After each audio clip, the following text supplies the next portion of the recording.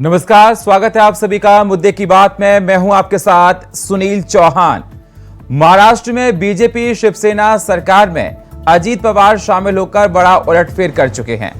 Ajit Pawar deputy CM बने तो साथ गए विधायकों में 9 ने मंत्री पद की शपथ ली। इस बीच अजीत पवार को शरद पवार के समर्थन की अटकलें भी लगाई गई। वहीं एनसीपी प्रमुख शरद पवार ने इन अटकलों को सिरे से खारिज कर दिया। अपने भतीजे के चौंकाने वाले विद्रोह के कारण भारी राजनीतिक शर्मिंदगी के एक दिन बाद राष्ट्रवादी कांग्रेस पार्टी के संरक्षक शरद पवार ने सोमवार को गुरु पूर्णिमा के मौके पर सतारा जिले के कराड़ में पूर्व सीएम यशवंतराव चौहान को श्रद्धांजलि अर्पित की। इस दौरान उन्होंने शक्ति प्रदर्शन किया। एनसीपी समर्थकों को संबोधित करते हुए उन्होंने कहा कि बीजेपी सभी विपक्षी दलों को नष्ट करने की कोशिश कर रही है, लेकिन एनसीपी नई शुरुआत करेगी। ये पूछे जाने पर कि क्या रविवार को अजीत पवार की बगावत को उनका आशीर्वाद प्राप्त था, इसके जवाब में शरद पवार ने कहा, ये एक ओछी बात है। केवल तुच्छ और कम बुद्धि वाले लोग ही ऐसा कह सकते हैं। सिर्फ सत्ता के लिए सब कुछ हो रहा है। अजीत पवार ने जो फैसला लिया वो उनका अपना है, इसका पार्टी से लेना देना नहीं है। अजीत पवार के साथ मेरा आशीर्वाद नहीं है, मेरा उनके इस फैसले के साथ समर्थन नहीं है। इस बीच शरद पवार ने सांसद प्रफुल्ल पटेल और सुनील तटकरे को पार्टी से बाहर कर दिया। उनकी पार्टी और सांसद सुप्रिया सुले ने दोनों के खिलाफ एक्शन लेने के लिए सोमवार को ही शरद पवार को चिट्ठी लिखी थी। इस ऐलान के बाद तुरंत अजीत पवार ने भी एनसीपी की नई टीम बना दी। उन्होंने सांसद सुनील तटकरे को महाराष्ट्र प्रदेश का अध्यक्ष बनाया। एनसीपी के जयंत पाटिल के कुछ पदाधिकारियों को सीधे बर्खास्तगी का नोटिस भेजा है, जबकि अन्य को पार्टी के नाम और प्रतीक का उपयोग नहीं करने की चेतावनी दी। अजीत पवार के साथ गए विधायकों पर सीधी कार्रवाई से पहले उन्हें पुनर्विचार करने का समय दिया गया। इसी पर चर्चा करेंगे, लेकिन क्या कुछ कहा जरा आप भी सुनिए। हमने बात नहीं की कि अभी यहाँ एमएलए है, मगर ये उनका डिसीजन है। हमने स्ट्रेंथ दिखाने के लिए यहाँ किसी को बुलाया नहीं। 8-10 दिन के बाद लोग जब सोचेंगे तब उन्हें भी पक्की स्थिति क्या है इसका अंदाज़ा आएगा। और दूसरी बात है कि स्ट्रेंथ कभी कम हो जाती है, कभी चुने हुए साथी छोड़ जाते हैं। ये बात शायद आप लोगों को नहीं होगी, और मुझे फास्ट एक्सपीरियंस ऐसे चीज़ों के बारे में 2-3 बार हुआ है। और मुझे खुशी इसकी है कि जब ऐसी स्थिति का सामना करने की स्थिति मुझ पर आ गई, चुनाव होने के बाद लोगों ने मेरी जो नीति थी उसका समर्थन दे दिया। एक ही एग्जाम्पल बताता हूँ। 1988 में मेरी पार्टी की स्ट्रेंथ 69 थी। मैं कुछ काम के लिए विदेश गया 1 महीने के लिए, और वापस आने के बाद 5 छोड़कर बाकी सब लोग पार्टी छोड़कर गए थे।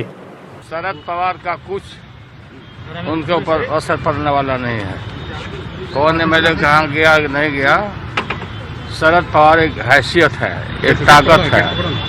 उस ताकत को हिलाने का नरेंद्र मोदी ने कोशिश किया, सब फेल हो जाएगा। सेंट्रल एजेंसी के माध्यम से ये पहले शिवसेना को तोड़ा। शिवसेना में आधा दर्जन से अधिक नेता थे जिनके खिलाफ सेंट्रल एजेंसी जांच कर रही थी। सारे लोग गए, अब वो जांच बंद हो गई। अभी कुछ दिन पहले ही एनसीपी के नेता के यहाँ छापा पड़ा था। अब वो जैसे एनसीपी छोड़ के आए तो मंत्रिमंडल में बंद जगह स्थान मिल गया उनको। कल शपथ लिए बढ़िया से, तो उनका भी पाप धुल गया। जितने नेताओं के नाम गिन लीजिए, वो सारे नेता पहले भाजपा के टारगेट में थे, रोज उसके खिलाफ बयान होता था, लेकिन जैसे भाजपा में गए सब वॉशिंग मशीन में बिल्कुल चकाचक धुल के बाहर आ गए। उनके खिलाफ कोई कार्रवाई नहीं। तो बहुत पहले से मामला चल रहा था। जिस दिन शरद पवार जी ने पार्टी का कमान अपने बेटी सुप्रिया सुले जी को दिया, उसी दिन से अजीत पवार नाराज चल रहे। उसके पहले से भी अजीत पवार नाराज चल रहे थे, बहुत पहले से भी नाराज चल रहे थे। दोनों चाचा भतीजा में इंटरनली पट नहीं रहा था। और अब सबसे बड़ी बात तो ये है कि विपक्षी एकता की जो शुरुआत इन लोगों ने किया था पटना में 23 जून को, और शरद पवार जी का बयान कल आया था कि अब शिमला में नहीं होकर के कर्नाटका में, कर्नाटका स्टेट में बैठक होगी। अब तो वो धराशाही हो गया, खत्म हो गया, बना नहीं। और उसके पहले मिट गया। अब शरद पवार जी बिल्कुल अकेले पड़ गए। और जैसी करनी वैसी भरनी, कर्म प्रधान विश्व करी राखा, जो जस कीन सो तस फल चाखा। कर्मों का परिणाम है। अब अपोजिशन लगभग महाराष्ट्र में खत्म है। शिवसेना भी गई, एनसीपी भी गई। देश तो मोदी जी के पीछे खड़ा है और बाकी जगह भी अब देखिए क्या होता है। लेकिन में भी संकेत मिल रहे हैं, नाराजगी दिख रही है। देखिए, ये जो गठबंधन है, ये गठबंधन ही ठग बंधन है। अलग अलग भ्रष्टाचार करने वाले, बेईमानी करने वाले, समान स्वार्थों के कारण के मारे ना जाएं, पकड़े ना जाएं, इकट्ठे हो रहे हैं। लेकिन जब ऐसा गठबंधन बनता है तो वो बेमेल होता है, वैचारिक नहीं होता, और उसमें से जो अच्छे लोग होते हैं वो बेचैन हो जाते हैं। और ऐसे गठबंधन को देख के कई लोग ऐसे हैं जो राष्ट्रीय हित में फिर फैसला करते हैं। अब धीरे धीरे देखिए, जिस प्रकार से हमारे प्रधानमंत्री आदरणीय मोदी जी ने देश के अंदर जो काम किए हैं, जिस प्रकार की व्यवस्था खड़ी हुई है, एक वर्क कल्चर देश के अंदर खड़ा हुआ है। अब सभी दलों को लगता है कि वो भाजपा के साथ आए, मोदी जी के साथ चलें, उनके जो कार्यक्रम हैं उनको बढ़ाने में अपना योगदान दें, देश के विकास में अपना योगदान दें। इसलिए सभी लोग जुड़ रहे हैं और वही महाराष्ट्र में भी हुआ है, वही अन्य राज्यों में भी जो है लोग तेजी से भाजपा की तरफ जुड़े हैं। जहां भारतीय जनता पार्टी कभी नहीं आती थी, वहां भी भारतीय जनता पार्टी आ रही है। तो जिस प्रकार से देखा जाए महाराष्ट्र में जो खेला हो गया, उसको लेकर सियासत जोरों पर चल रही है। बताया जा रहा है लगातार हमने आपको पक्ष और विपक्ष दोनों के बयान सुनाए। पक्ष ने क्या कहा, विपक्ष ने क्या कहा, ये हमने आपको सुनाया। और जिस प्रकार से अगर देखा जाए महाराष्ट्र की राजनीति की बात की जाए तो अब सिंबल को लेकर भी संकट गहराने लगा है। अगर आंकड़े बताए जाएं, जिस प्रकार से अगर महाराष्ट्र विधानसभा की बात की जाए तो वहां पर अभी जो 288 जो बहुमत के लिए 36 विधायक चाहिए, और जिसमें एनसीपी के जो 53 है और शरद के पास 14 हैं और अजीत के पास 24 है। और चर्चा करने के लिए हमारे साथ तमाम मेहमान जुड़ चुके हैं। स्वागत करते हैं अपने तमाम मेहमानों का। हमारे साथ डॉक्टर गुलरेज शेख हैं, हमारे साथ प्रियंका गुप्ता है कांग्रेस की तरफ से, हमारे साथ राजनीतिक विश्लेषक डॉक्टर परमवीर सिंह है, हमारे साथ तारिक खान हैं समाजवादी पार्टी की तरफ से। बहुत बहुत स्वागत आप सभी मेहमानों का हमारे साथ जुड़ने के लिए। सबसे पहले प्रियंका जी, मैं आपके पास आना चाहूंगा। महाराष्ट्र में खेला हो गया, विपक्ष लगातार तैयारी कर रहा था मोदी को रोकने के लिए। अगर ऐसे खेला होंगे तो मोदी को कैसे रोका जाएगा? देखिए, मैं तो सबसे पहले यही कहना चाहूंगी कि मोदी जी ने मंच पर खड़े होकर किन किन नेताओं के बारे में क्या क्या कहा था। आप बताइए, किस किस घोटाले का नाम लिया था? मैं नाम लूं? कॉर्पोरेटिव बैंक का घोटाला 25,000 करोड़ का उन्होंने बोला था। फिर उन्होंने जो है कई घोटालों के नाम लिए, जो टोटल गिनाए थे 71,000 करोड़ का घोटाला। अब आप बताइए कि ये घोटालेबाजों अपनी पार्टी में कौन सी वॉशिंग मशीन लगा के ये साफ कर रहे हैं? अब देखिए, सत्ता को किसी तरह आपको मजबूत करना है, सत्ता में रहना है, उसके लिए आप कुछ भी अपना रहे हैं। आपने किस दम पे ये कहा वो साफ दिखता, क्योंकि उसमें से 9 में से 6 जो विधायक हैं वो उनके ऊपर चार्जेस हैं, ईडी पे केस चल रहा है। उससे साफ जाहिर होता है कि आपकी राजनीति किस स्तर पर पहुंच चुकी है। और आपको अब ये लगने लगा है कि आप जनता के द्वारा वोट देकर नहीं चुने जा सकते, क्योंकि जनता अब आपको वोट देने को नहीं रेडी है। तो आप दूसरों के विधायक तोड़ रहे हैं और दूसरों के जो है पार्टियों को तोड़कर इस तरह से राजनीति करना चाहते हैं। पर इस राजनीति का अंत हो जाएगा। 2024 में कांग्रेस पार्टी अपने आप इसको रिप्लेस कर देगी, क्योंकि कांग्रेस अब हर जगह मजबूत होती नजर आ रही है। आप कर्नाटक में देख लीजिए, आप हिमाचल में देख लीजिए, जिस तरह से भारतीय जनता पार्टी का ग्राफ सिमट रहा है। महाराष्ट्र में भी वो दिन दूर नहीं है कि लोगों की जो सिंपैथी है वो कांग्रेस पार्टी के साथ बेहतर है। क्योंकि लोग देख रहे हैं कि किस तरह से चुनी हुई सरकार को आप गिराते हैं, किस तरह से आप विधायक की खरीद फरोख्त करते हैं, किस तरह से आप ईडी का इस्तेमाल करते हैं, किस तरह से आप भ्रष्टाचार के खिलाफ बड़े बड़े मंचों पर बोलते हैं और उसके बाद भ्रष्टाचारियों को अपनी पार्टी में शामिल कर लेते हैं और उसके बाद वॉशिंग मशीन से धो देते हैं उन्हें। ये है आपकी पार्टी, ये है आपके एथिक्स। और अगर आपके यही एथिक्स हैं तो जनता समझती है कि किस पार्टी को जिताना है और किस एथिक्स के साथ में वो खड़ी हुई है। आप बड़ी बड़ी बातें करते हैं, आप विश्व के मंचों पे जाके बड़ी बड़ी बातें करते हैं, पर हकीकत क्या है कि मणिपुर आज जल रहा है और आपको कोई मतलब नहीं है मणिपुर से। आपके मुंह से दो शब्द नहीं निकलते हैं मणिपुर की जनता के लिए, जहां 100 से ज्यादा लोगों की डेथ हो चुकी है। पिछले 60 दिनों से वहां पर नेट नहीं है, लोग रोटी को तरस रहे हैं, एटीएम में लंबी लाइनें लगी हुई हैं, सेना हाथ खड़े कर रही है कि उनके बस में नहीं है। इस तरह से अगर कोई सपोर्ट नहीं करे, क्या करें आपके नेता मंत्री? क्यों नहीं अभी तक राष्ट्रपति शासन लगाया गया? ये हकीकत है आपके शासन की, ये इतिहास में लिखा जाएगा, ये दर्ज किया जाएगा काले अक्षरों से कि किस तरह से एक प्रधानमंत्री जो बातें तो एथिक्स की करते हैं पर हकीकत में उनके पास एथिक्स नहीं रह गई है। भारतीय जनता पार्टी एक ऐसी चोर पार्टी हो चुकी है जिसके पास और कोई काम नहीं है, सिर्फ विधायकों को चुराने का काम करती है। इसलिए इस पार्टी से अब लड़ाई लड़ना और आसान होता चला जा रहा है क्योंकि एक्सपोज होती चली जा रही है कि भ्रष्टाचार से इन्हें कोई परहेज नहीं है। इनके भ्रष्टाचार, मेरा भ्रष्टाचारी और तेरा भ्रष्टाचार। ठीक है प्रवक्ता, ठीक है, हमारे साथ प्रियंका जी जुड़ी थी। डॉक्टर गुलरेज शेख, आपने सुना प्रियंका जी को? डॉक्टर गुलरेज शेख, मेरी आवाज सर आपको मिल रही है?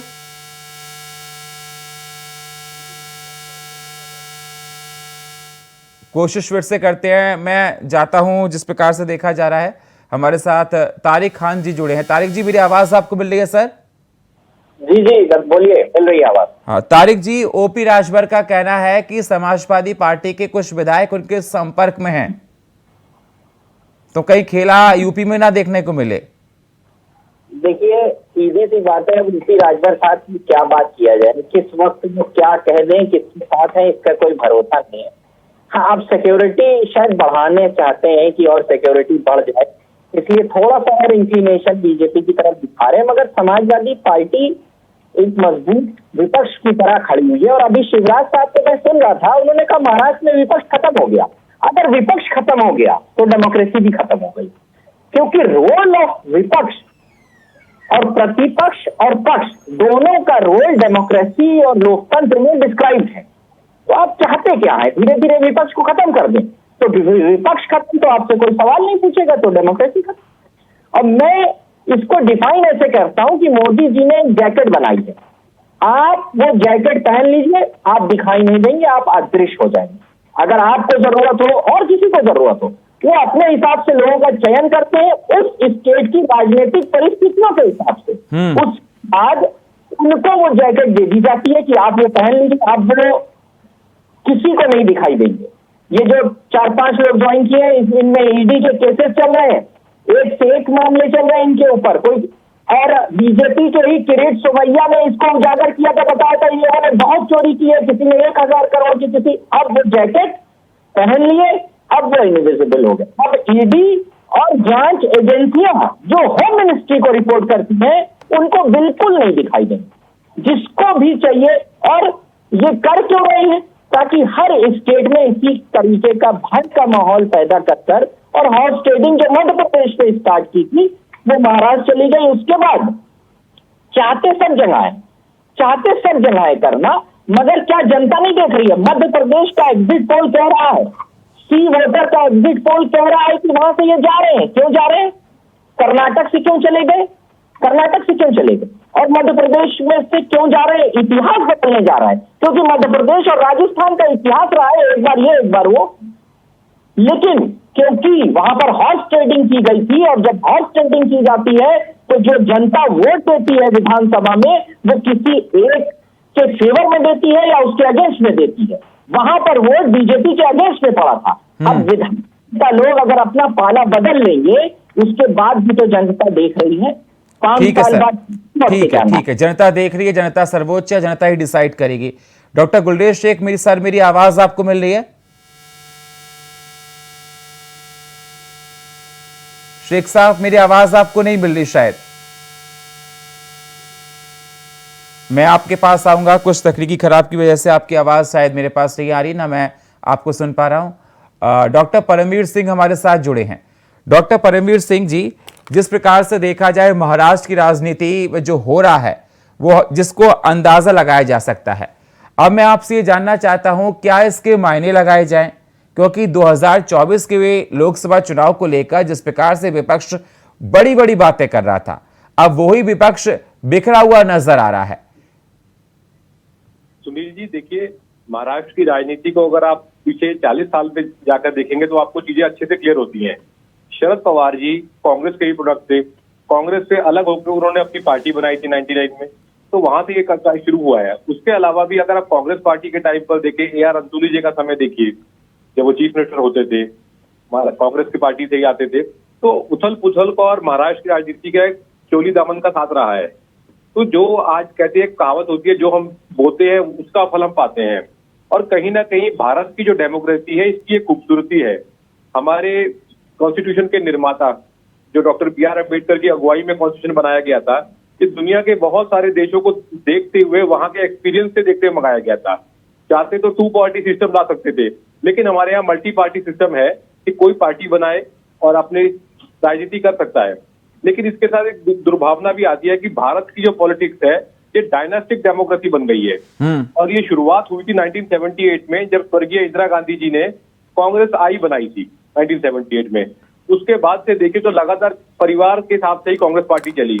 वही हाल आप कश्मीर से लेके साउथ इंडिया तक जाइए तो अलग अलग परिवार आपको पार्टी के ऊपर काबिज मिलेंगे। जैसे कि पंजाब में अकाली दल बहुत कांग्रेस से पुरानी पार्टी थी, 1925 की पार्टी थी, लेकिन वो परिवार के कंट्रोल में है। तो ये डायनास्टिक डेमोक्रेसी का एक बुरा, एक वो बोल सकते हैं कि इसकी परछाई है जो आती है।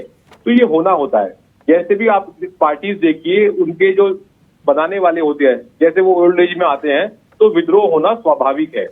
भले वो शरद पवार जी की पार्टी हो, या हमने थोड़े दिन पहले हमारे यूपी में देखा था, मुलायम सिंह यादव जी की पार्टी के पीछे भी ऐसे ही हुआ था, और देखने को मिलता रहता है। ये मतलब इतिहास, इसको आप झुकला नहीं सकते, ये इनबिल्ट आता है कि ये प्रॉब्लम होनी ही होनी है। और ये प्रॉब्लम तब तक चलती रहेगी जब तक पार्टीज का इंटरनल मैकेनिज्म नहीं होगा, डेमोक्रेटिक मैकेनिज्म नहीं होगा। अभी जो भी पार्टीज है, एक प्राइवेट लिमिटेड कंपनी की तरीके से चलती है, भले वो टिकट वितरण से ले हो या कोई डिसीजन लेना हो। फॉर एग्जाम्पल, अगर आपको किसी क्षेत्रीय पार्टी से टिकट लेना है तो आपको उसके सुप्रीमो की गुड बुक्स में आने की जरूरत है, बस भले आपने कोई काम किया हो नहीं किया हो। ऐसे ही पार्टी का मैकेनिज्म चलता आ रहा है। तो ये चीजें समस्या देती रहेंगी। और रही महाराष्ट्र की राजनीति की बात, तो देखिए, दामन किसी का भी साफ नहीं है। वही शिवसेना और कांग्रेस का बेमोल जोड़ बना, जिसके धुर विरोधी रहे दोनों। जैसे ही उद्धव ठाकरे जो कांग्रेस से करते हैं, तो कांग्रेस को कोई परहेज नहीं रही। उनके हार्ड हिंदुत्व के ऊपर कांग्रेस को कोई समस्या नहीं रही, क्योंकि समस्या खत्म हो गई थी, सरकार बनानी थी। वहीं ऐसे ही बीजेपी के लोग एनसीपी के लोगों को या शिवसेना से भी मुखर हो गए थे, लेकिन जैसे पार्टी आपस में सत्ता बनाने की बात आई तो वहां पर दोनों एक हो जाते हैं। बिल्कुल। परमवीर जी, मैं आपसे ये भी जानना चाहता हूं, डॉक्टर गुलरेज शेख, आप मेरी आवाज को सुन रहे हैं सर?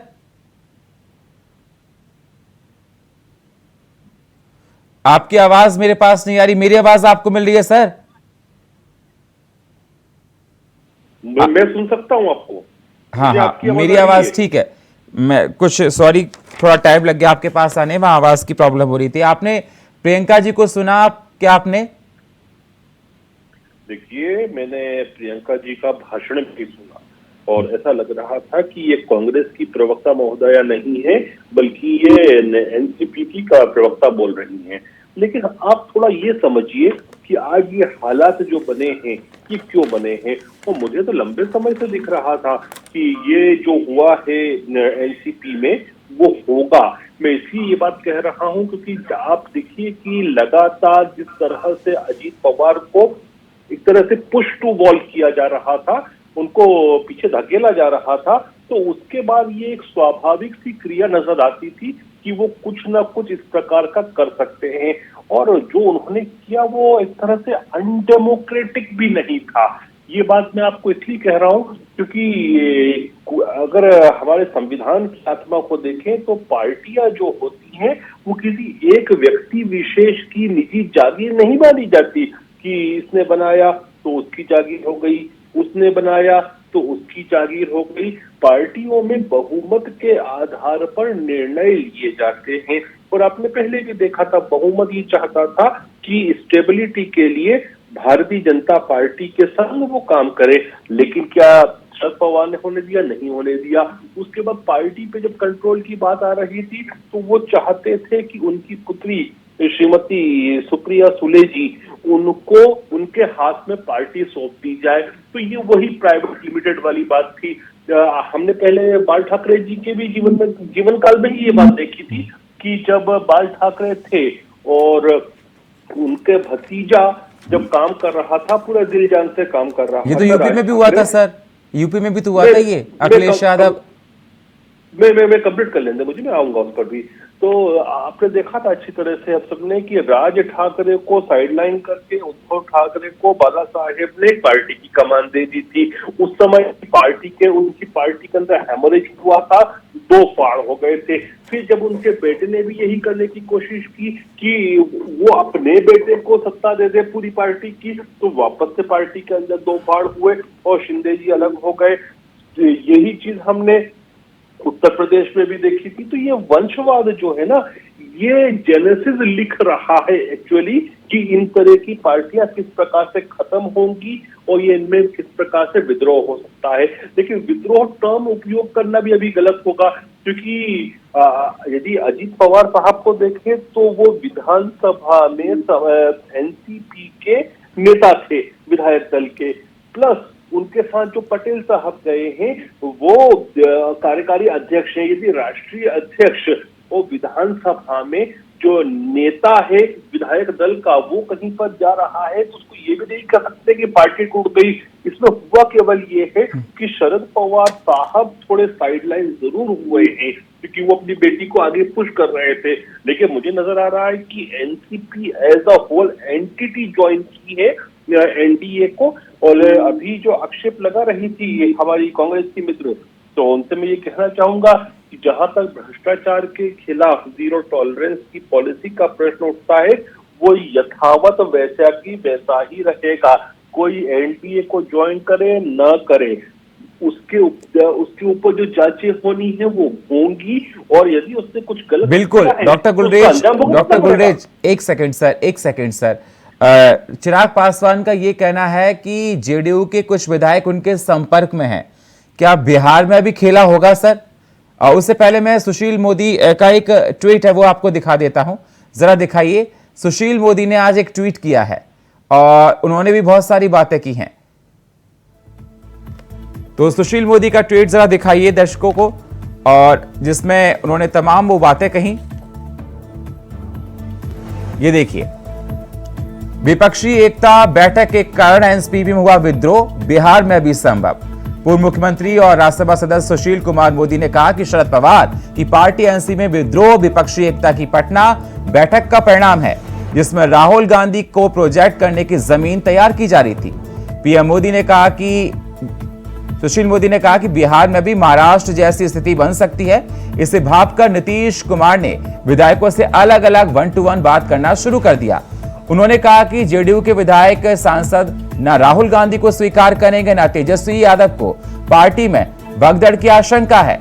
नरेंद्र मोदी ने कहा कि जेडीयू पर वजूद बचाने का ऐसा संकट पहले कभी नहीं था, इसलिए नीतीश कुमार ने 13 साल में कभी विधायकों को नहीं पूछा। आज जी डॉक्टर गुरेज देखिए सर, आप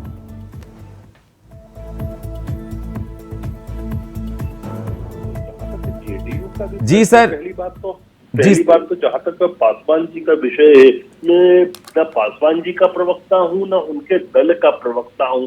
मैं बीजेपी के लिए बात कर सकता हूं और किसी दल के लिए नहीं कर सकता। लेकिन हाँ, मैं अभी बीच में पटना आया था और पटना में जो मैंने महसूस किया कि जेडीयू में all is not well going on, तो ये मेरा खुद का एक आभास वहां पर स्थितियों को देख के रहा। क्योंकि आप ये देखिए कि नीतीश कुमार जो है बहुत ज्यादा एक्सेसिबल नहीं है उनके खुद के दल के कार्यकर्ताओं के लिए, विधायकों के लिए।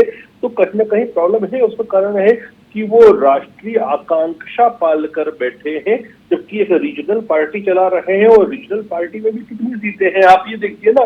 वो खुद अपनी मर्जी से अपने बल पर अपनी सरकार बिहार में भी नहीं बना सकते, उसके उपरांत भी यदि इस प्रकार का बिहेव करते हैं अपने कार्यकर्ताओं के साथ, तो मुझे नहीं लगता कि कार्यकर्ता बहुत लंबे समय उनके साथ टिकने वाला है। अच्छा ठीक है, प्रियंका जी सुना आपने डॉक्टर गुलरेज शेख को? सुनील जी, आप इनसे ये पूछते कि इनकी पार्टी के कार्यकर्ता कहाँ जाएंगे। जब दूसरे पार्टियों के विधायक ही ये बटोर लेंगे तो इनके पार्टी का कार्यकर्ता तो बेचारा काम करते करते परेशान है, उसका क्या करेंगे? उसका कोई दुख इनको दिखता नहीं, ना ये देख पाएंगे, क्योंकि इन्हें तो सत्ता चाहिए। सत्ता किसी भी शर्त पर इन्हें सत्ता चाहिए। ना अपने पार्टी कार्यकर्ताओं से मतलब है, ना अपने नेताओं से मतलब है, और ये बात कर रहे हैं कि दूसरे की पार्टी में अवॉइड है। अरे अपनी पार्टी देखिए ना, किसको किसको अवॉइड कर रखा है आप लोगों ने, किसको किसको मार्गदर्शन मंडल में डाल रखा है। जिन्होंने भारतीय जनता पार्टी के लिए मेहनत की, खून पसीना बहाया, उनको तो आपने साइड लाइन कर दिया। किस मुंह से कहते हैं, किस मुंह से आप टीवी चैनल पर बैठ के इस तरह की जो आप कहते हैं नैतिकता की बातें करते हैं। आप देखिए कि बिल्कुल सीधा मैसेज गया है, देश की जनता देख रही है कि किस तरह से भारतीय जनता पार्टी भ्रष्टाचार में पूरी तरह से अब लिप्त हो चुकी है, क्योंकि जितने भी भ्रष्टाचारी हैं वो इनकी पार्टी में ही चले गए और इन्होंने सबको धो के अपनी वॉशिंग मशीन से प्योर कर लिया। तो अब हकीकत ये है कि अभी भ्रष्टाचार पर जब बात करते हैं तो एक बड़ी मजाकिया बात लगती है कि भारतीय जनता पार्टी भ्रष्टाचार पर किस मुंह से बात करती है। अब दूसरी चीज पे आऊंगी, इन्हें जनता से किसी तरह के कोई सरोकार नहीं है। आप देखिए कि जिस स्टेट कांग्रेस की सरकार है वहाँ 500 रुपए में गैस का सिलेंडर मिल रहा है, और इनकी जहाँ सरकार है वहाँ 1100 रुपए 1200 में जो है गैस का सिलेंडर मिलता है। और ये महिलाओं के उत्थान की बातें करते हैं, इन्हें पता है कि घर चलाना कितना मुश्किल हो गया है। आदमी की प्रति व्यक्ति आय हो गई, वो भी उसकी आय के हिसाब से बढ़ नहीं पा रही है। बिजनेस, छोटे व्यापार, उनकी जो हालत कर रखी है, आप समझ सकते हैं कि किस तरह से इनका जो स्टार्टअप इंडिया है, मेक इन इंडिया है, हर तरह से फेल है। आप मान के चलिए पूरे देश में 3 करोड़, जो हमारा डाटा नहीं है, इनका सरकारी डाटा है, 3 करोड़ जो युवा है वो बेरोजगार बैठे, और ये आसपास के सभी देशों से सबसे ज्यादा आंकड़ा। और इस पर सोचने और चिंता करने की कोई जरूरत महसूस नहीं होती है। नौकरी के बारे में अगर आप इससे पूछिए तो ये अपना मुंह छुपाते फिरेंगे, क्योंकि नौकरियां तो है ही नहीं। 15 लाख जो इसके अकाउंट में आने, तो फिर पूछिए ये तो कहेंगे जुमला। तो ये लगातार जुमले पे बात करते चले आ रहे हैं। अब जनता ये समझ चुकी है कि अगर हमें 500 रुपए में सिलेंडर चाहिए, अगर हमें बिजली के बिल में कटौती चाहिए, अगर किसानों को उनकी आय, जो उनकी कीमत है, उसकी लागत मिल जाए और साथ में जो है उसकी लागत का दुगना मिल जाए, तो उसको कांग्रेस पार्टी को चुनना। तो अब पूरी तरह से क्लियर हो चुका है कि इनके पास अब कोई ऐसी जो तस्वीर है वो पेश नहीं कर पा रहे हैं जनता के सामने, जिस तस्वीर को देखकर जनता के अंदर एक जो ट्रस्ट है वो सामने आए। क्योंकि बातें बड़ी बड़ी और दर्शन छोटे हैं। चाहे वो विदेशी मामले देख लीजिए आप, किस तरह से चीन जो है बॉर्डर पे घेरता चला जा रहा है, पूरे से प्रोजेक्ट लगा लिए हैं कि किस तरह से पानी और बिजली की सप्लाई के लिए पूरे प्रोजेक्ट बन गए हैं, फिर भी ये शांत बैठे हुए हैं। ये लाल आंखें जिसकी बातें करते थे वो नहीं दिखा पाए, सिर्फ झूला पाए। तो हर जगह हर मोर्चे पे फेल है, चाहे वो महंगाई हो, चाहे वो भ्रष्टाचार की बात हो, चाहे इस देश के किसानों की आय दुगनी करने की बात हो। 2023 जो है आ चुका है, 2022 की डेडलाइन थी इनकी। किसानों के लिए एक ऐसा बिल लेकर आए जिससे किसान ही कन्विंस नहीं थे, उसको वापस लेना पड़ा। आप देखिए युवाओं को इन्होंने कहाँ झोंक दिया। जो युवा तैयारी करते थे आर्मी में जाने के लिए, इन्होंने अग्निपथ का नाम देकर उसको 4 साल की नौकरी कर लिया है। उसका मनोबल तो गिर ही गया कि अब आप देखिए कि अगर आप रेशियो उठा के देखेंगे तो लोगों का मनोबल गिर गया। लोग उसमें ज्वाइन करने के लिए भी जिस तरह से लोग अप्लाई करते थे वो नहीं कर रहे। आप देखिए कि भर्तियां कितनी कम हो गई। सरकारी जो पद है वो रेलवे में खाली पड़े हुए हैं और रेलवे के एक्सीडेंट हो रहे हैं, फिर भी इनकी कोई जिम्मेदारी नहीं बनती। इनका कोई रेल मंत्री इस्तीफा नहीं देता, मणिपुर में इनका सीएम इस्तीफा नहीं देता, ब्रजभूषण जैसे लोग इनकी पार्टी में है जो उनसे भी इस्तीफा लेने में इतना टाइम लगा दिया, फिर भी आज वो सांसद है इनकी पार्टी में। चाहे वो जो महिलाओं के जो महिला खिलाड़ी थी, जो पहलवान महिला खिलाड़ी थी, जो ओलंपिक विनर थी, देश का सम्मान थी, उनको सड़कों पर इन्होंने घसीटा। पर खैर उसको जाने दीजिए, उससे कोई मतलब नहीं है।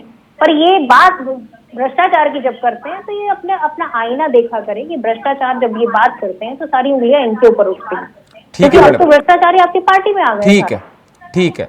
डॉक्टर परमवीर जी सिंह हमारे साथ जुड़े हैं, फिर उसके पास मैं जाऊंगा समाजवादी पार्टी के तारिक खान के साथ। परमवीर जी, जिस प्रकार से देखा जाएगा दल बदल कानून के तहत अगर देखा जाए बहुमत के लिए 36 विधायक चाहिए, क्योंकि जिस प्रकार से देखा जा रहा है एनसीपी के पास 53 है और जिसमें शरद के पास 14 विधायक की बात कही जा रही है और अजीत के पास 24 विधायक की बात की जा रही है। 36 विधायक चाहिए बहुमत के लिए और अभी 15 ने रुख साफ नहीं किया है। क्या मायने इसके लगाए जाएं? कहीं ऐसा ना हो सिंबल चला जाए शरद पवार के पास से। देखिए, डेफिनेटली जब कभी भी इस तरीके से हस्तांतरण हो हस्तांतरण तो नहीं कह सकते, सत्ता के ऊपर काबिज हुआ जाता है, दूसरा गुट काबिज होता है, तो वो पूरी जांच परख करने के बाद ही ऐसा कोई कदम उठाते हैं। जैसे हमारे यूपी का मेरे को अभी अच्छे से ध्यान है, हमारे यहाँ समाजवादी पार्टी के पैट्रियार्क मुलायम सिंह जी थे, उनके बेटे ने पार्टी के लिया था इस तरीके से, तो कोर्ट में जाने की स्थिति बन रही थी, जबकि शरद पवार जी ने मना कर दिया कि वो कानूनी रास्ता नहीं अपनाएंगे, क्योंकि उनको मालूम होगा, उनके सलाहकारों ने बताया होगा कि ना कोई लूप होल कानूनी रूप से दिखाए होंगे। तो मुलायम सिंह यादव जी ने भी देखा था कि वो मसला कोर्ट तक नहीं पहुंच पाया था, क्योंकि बहुत सारी ऐसी टेक्निकल चीजें होती हैं जो वकील लोग, जो एडवोकेट होते हैं, वो बेटर बता सकते हैं। तो मुझे नहीं लगता है कि अजीत पवार ने कोई कसर छोड़ी होगी ऐसी कि जिसको कानून में चैलेंज करेंगे तो ऐसा वो तैयारी से होंगे अपनी उस चीज से।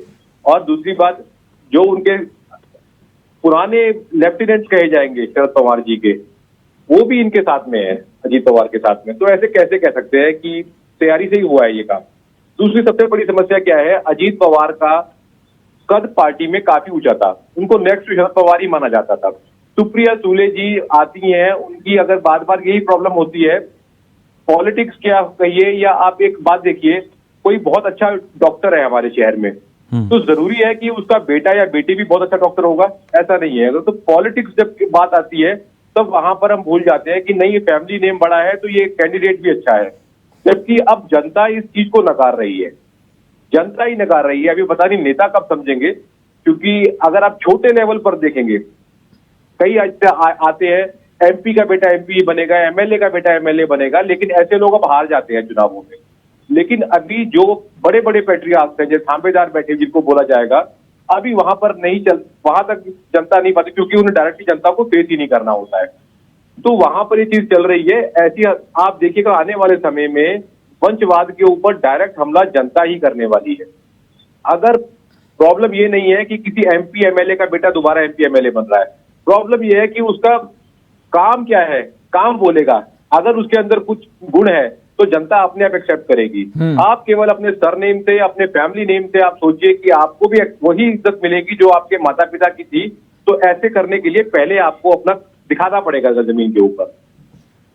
बिल्कुल सही है सर, आपने कहा कि अगर आपको कुछ करना है तो आपको करके दिखाना पड़ेगा।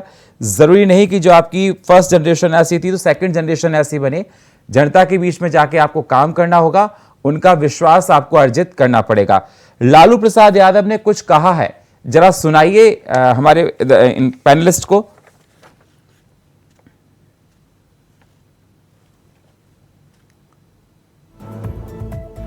तो क्या कुछ कहा लालू प्रसाद यादव ने महाराष्ट्र में जो आज घटित हुआ उसके ऊपर, जरा आप भी सुनिए।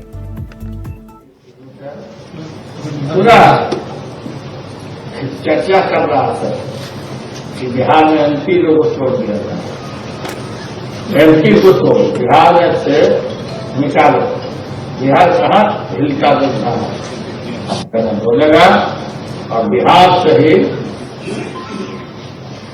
इनका सफाया होगा।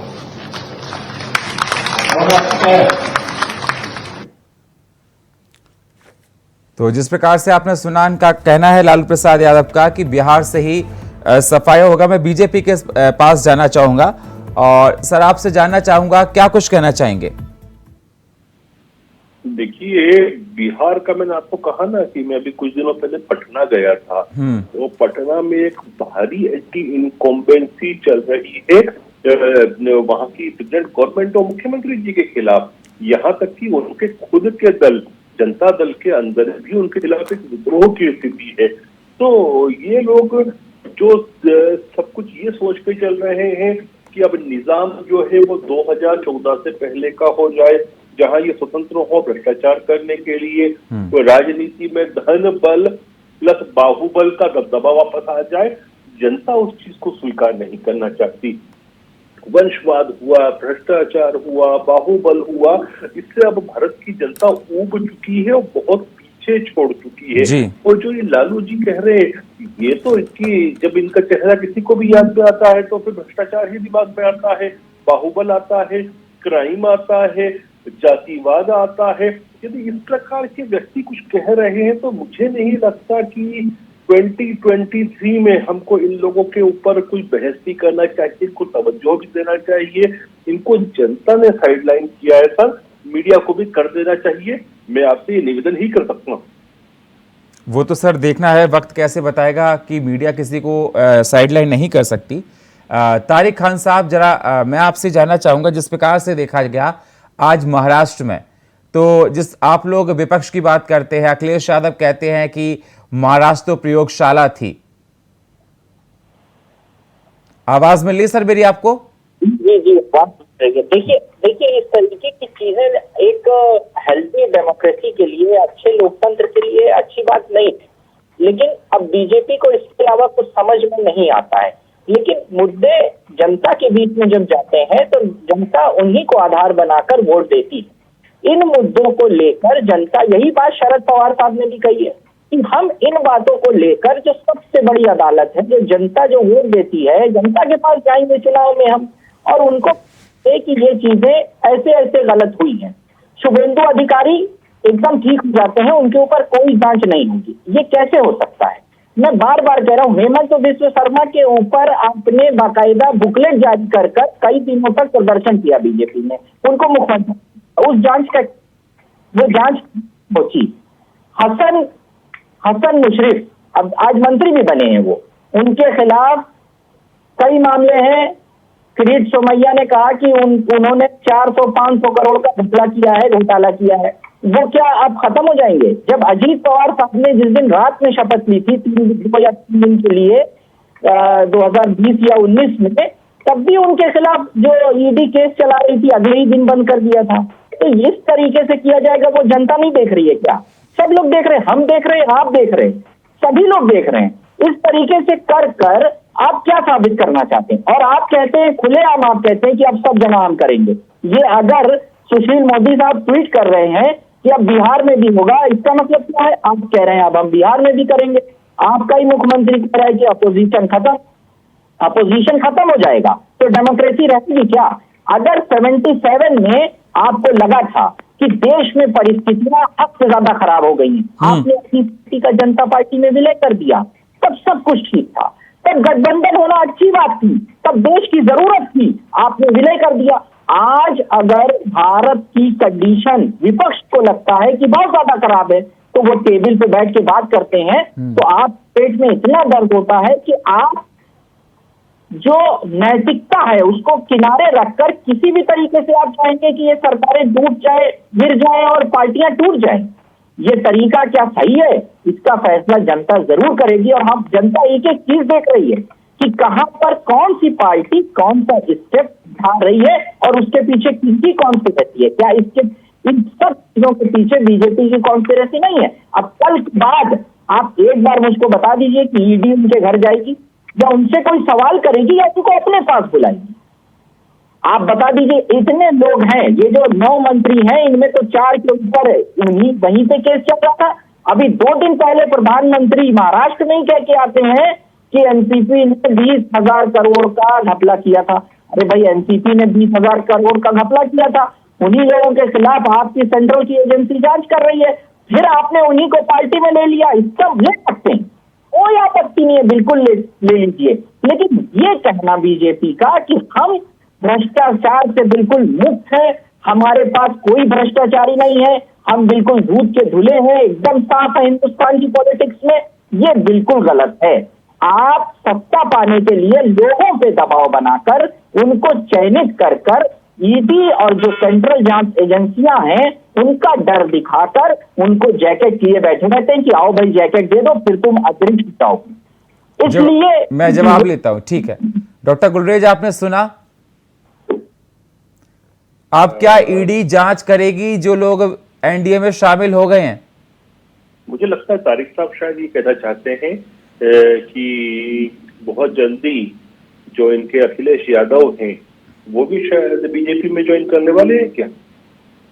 क्योंकि इल्जामात तो उन पर भी लगते हैं, इल्जामात तो इनके कई नेताओं पे लगते हैं, क्या वो भी ज्वाइन करें? ऐसा नहीं होता है। जहां तक ज्वाइन करने का विषय है, everybody is welcome, anybody is welcome, लेकिन ये वेलकम का मतलब ये नहीं है कि उनके खिलाफ जांचें नहीं होंगी। जांच तो पूरी होगी। किसी के ऊपर भी, आपने अभी जितने नाम लिए जो हमारी पार्टी ज्वाइन किए हैं, उनमें से एक के खिलाफ भी चार्जेस ड्रॉप नहीं हुए हैं, ये आप खुद मालूम कर सकते हैं, और जांच की प्रक्रिया चालू है। लेकिन क्या है कि जब उनको पूछताछ के लिए बुलाया जाता है ना, तो वो ताम झाम लेके ऐसे नहीं जाते जैसे राहुल गांधी गए थे या जैसे शरद पवार जाने की कोशिश कर रहे थे, हालांकि उनके पास नोटिस भी नहीं आया था। वो जाते हैं कि सिटीजन की तरह। यहाँ तक कि आप ये देखिए, हमारे शीर्षस्थ नेतृत्व के खिलाफ भी झूठी जांचें चली थी यूपीए के समय। मोदी जी से 9-9 घंटे तक सीबीआई ने पूछताछ की थी। हमने एक विरोध प्रदर्शन नहीं किया था, कोई जुलूस नहीं निकाला था। इसलिए जांचें की जहां तक बात है, वो जांचें चलेगी, उसमें कोई भी किसी प्रकार का भी ब्रेकर नहीं लगना है। और दूध का दूध, पानी का पानी भी होगा, और यदि कोई कल्प्रिट है तो उसको बख्शा भी नहीं जाएगा। लेकिन ये बातें करना कि जांच की वजह से, उसके भय की वजह से बीजेपी के साथ ज्वाइन कर रहे हैं, तो पहली बात तो ये है भाई साहब कि एनसीपी का कोई विलय बीजेपी में हुआ नहीं है। वो एक सेपरेट पार्टी है, उसने हमारे एनडीए को ज्वाइन किया है, ना कि बीजेपी को किया है। और कोई भी पार्टी ज्वाइन करने के लिए स्वतंत्र है। तारिक जी, फिर प्रियंका जी के पास जाऊंगा। तारिक जी, मैं ये कह रहा हूँ कि मैं 3 एग्जाम्पल देता हूँ जब जांच एजेंसियों ने जो मोदी जी वाला जैकेट था वो पहनने के बाद उन लोगों को देखना बंद कर दिया, वो अदृश्य हो गए। एक, हेमंत ओवैसी शर्मा। 2, अधिकारी शुभेंदु अधिकारी वेस्ट बंगाल में, उनके ऊपर शार्प केस, मनी लॉन्ड्रिंग का केस, उसके बाद एक जो स्टिंग ऑपरेशन हुआ था वो वाला मामला, एक नहीं 3-3, 4-4 मामले। अब मामले बिल्कुल दबे हुए हैं, खास बिल्कुल देखा जा रहा है। अजीत पवार, जब अजीत पवार 2 दिन के लिए, 1 दिन के लिए उनके साथ चले जाते हैं, उनके गुट में चले जाते हैं, तो फाइलें दबा दी जाती है। तो क्या ढील की जा रही है? क्या मेरा सीधा आरोप है, क्या दिल्ली में बैठकर इन लोगों को फोन कराकर, और कई नेताओं ने आरोप लगाए, कई नेताओं ने, कि मेरे पास फोन आए और मुझसे कहा है कि आपके खिलाफ जो ईडी के केस चल रहे हैं उसको हम बंद करा देंगे। इसका मतलब क्या है कि या तो आपने कोई मीडिएटर बना रखा है, आपके मध्यस्थता करने वाले लोग हैं, वो जाते हैं उनके पास, उनको फोन करते हैं, आपके सीनियर लीडर उनके स्टेट के फोन करते हैं, उनको कहते हैं आ जाइए। आम आदमी पार्टी के मनीष सिसोदिया ने भी सेम बात कही थी कि हमारे पास फोन आया, चले आइए, ये पद ले लीजिए। इसका मतलब क्या है? इसका मतलब क्या है? इसका मतलब कैसे पता आपको मनीष सिसोदिया के पास फोन आया? सर एक सेकंड, तारिक जी, कैसे पता मनीष सिसोदिया के पास फोन आया? सिसोदिया साहब ने खुद कही है बात। मनीष सिसोदिया ने, अच्छा, मतलब उन्होंने कहा वो सच हो गया, सच हो गया। ये आरोप है। अरे कुछ भी कहो, ये सारी क्या, ये कोई बात नहीं हुई ना। कोई पार्टी का कोई नेता कुछ कह दो, आप मान लोगे उसको? आपके पास कोई प्रूफ है? डॉक्टर गुलेरिया आप दीजिए, फिर मैं प्रियंका जी के पास जाता हूँ। चौहान साहब, इसी आम आदमी पार्टी जिनकी ये अभी दुहाई दे रहे हैं, उन्होंने कहा था कि हमारे पास रिकॉर्डिंग है, हमारे पास प्रूफ है, ये हमारे पास ऐसे ऐसे ऑफर आए थे। लेकिन आज साल भर हो चुका है, कोई रिकॉर्डिंग नहीं प्रस्तुत कर पाते हैं, किसी प्रकार का प्रूफ नहीं दे पाते हैं। तो ये अपने भ्रष्टाचार को आप ढांकने के लिए दुनिया जहां की बात करते रहे। एक चीज का प्रूफ हो तो सामने लाओ ना भाई।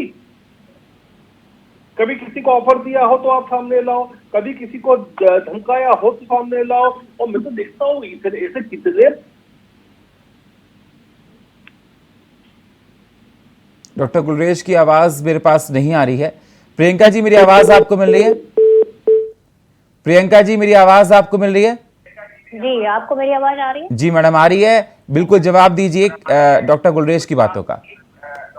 देखिए, डॉक्टर गुलरेज की बातों में कोई तथ्य नहीं। जिस तरह से ना भ्रष्टाचार पर बोल पा रहे हैं, ना वो ये बता पा रहे हैं कि जो भारतीय जनता पार्टी का गठबंधन था, एनडीए का, उस सारी पार्टियों का क्या हाशिर बनाया है इन्होंने। उससे भी साफ जाहिर होता है कि अब इनके पास गठबंधन के लिए भी लोग नहीं बचे हुए हैं, तो ये पार्टियां तोड़ने का काम कर रहे हैं।